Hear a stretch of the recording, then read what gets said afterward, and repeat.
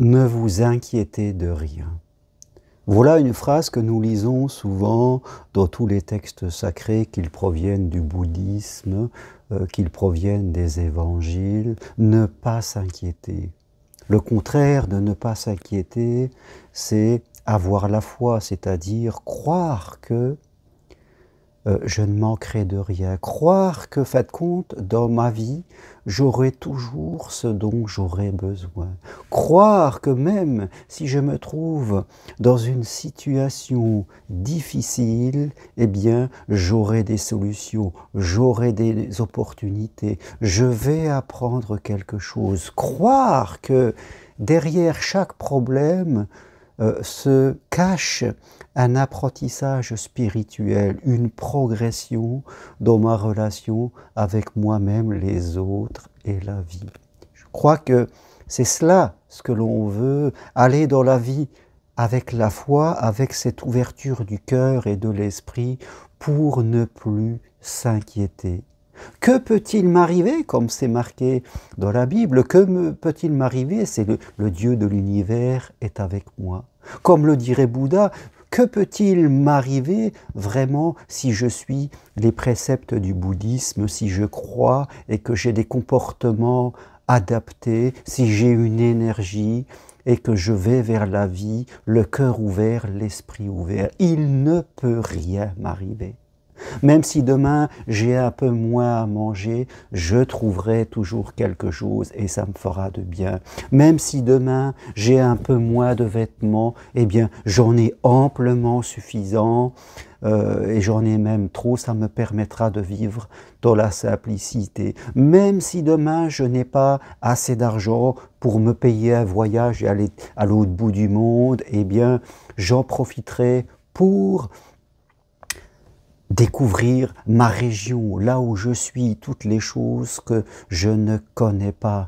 Même si demain, je n'ai qu'un petit salaire qui me permet de vivre dans un petit logement, eh bien, je vais progresser pour m'apercevoir qu'on est très très bien, même dans 25 mètres carrés, et qu'on peut vivre avec un minimum de matériel et que l'important est ailleurs, l'important est dans la spiritualité, la relation à moi et la relation aux autres. Même si demain je n'ai qu'une vieille voiture et que je n'ai pas un SUV, eh bien je serai content de respecter la terre ainsi. Même si demain je rencontre des gens qui ne sont pas bien et qui projettent sur moi leurs méfaits en me critiquant, quelque part en me jugeant, eh bien je l'accueillerai et je saurai que derrière cela, ça ne me concerne pas, c'est eux, et je leur donnerai mon amour parce que je sais qu'ils ont besoin de progresser. Quoi qu'il arrive dans la vie, si vous adoptez cette vision que quoi qu'il arrive, il y aura une progression. On pourrait même aller très très loin, et moi-même qui ai perdu mon épouse, c'est vrai que la souffrance fait partie de la vie, comme le disait Bouddha, et que j'ai perdu mon épouse soudainement d'une maladie qui l'a emportée en 24 heures et ça m'a permis de souffrir, mais je dirais malgré ce chemin du désert que j'ai traversé, ce chemin m'a fait renaître, m'a fait plonger au fond de moi-même pour me trouver et arrêter de vivre à la surface de l'eau, comme on dirait. Je suis allé dans les profondeurs pour me trouver et pouvoir être plus juste avec moi. Donc oui, cette difficulté, cette douleur immense m'a permis d'aller plus loin. Donc ne nous inquiétons pas, parce que s'inquiéter, c'est croire qu'on ne pourra pas. S'inquiéter, c'est ne plus croire à plus grand que soi, qu'on l'appelle ça Bouddha, qu'on appelle Jésus, qu'on appelle Socrate, qu'on appelle ça le bouddhisme, ce que vous voulez en fonction de vos croyances. Mais s'inquiéter, c'est croire qu'il manque, qu'il n'y a pas assez de manger, qu'il n'y a pas assez de nourriture, qu'il n'y a pas assez de vêtements, qu'il n'y a pas assez d'amour, qu'il n'y a pas assez de voitures, que sais-je.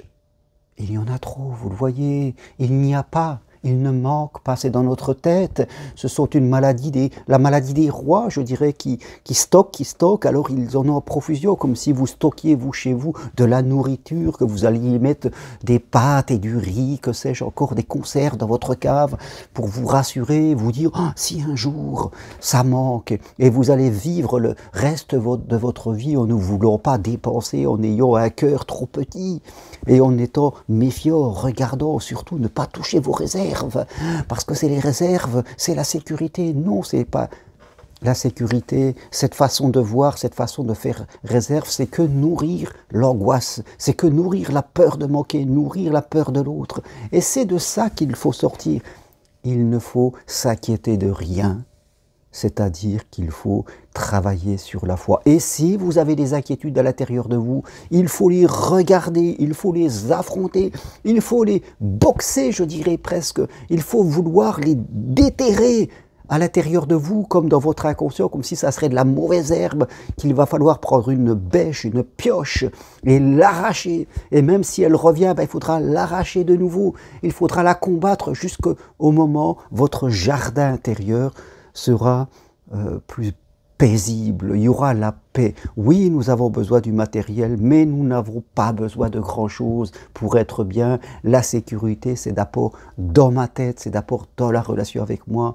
Et si j'ai une maison simple, si j'ai une voiture simple, si j'ai des vêtements simples, si j'achète des vêtements chez d'autres gens qui ont déjà été portés, si je vais chez Emmaüs pour prendre une table à 10 € au lieu d'acheter une table à 200 € dans un magasin, et tout va bien, j'en ferai une manière de vivre. Vous voyez, la spiritualité, ce n'est pas de la théorie, c'est une manière de vivre. Le bouddhisme, les évangiles, je dirais, tous les textes, c'est une manière de vivre, ce n'est pas des choses qu'on va réciter comme cela, et puis faites compte, dans nos comportements, on est complètement à l'opposé de ce que l'on fait.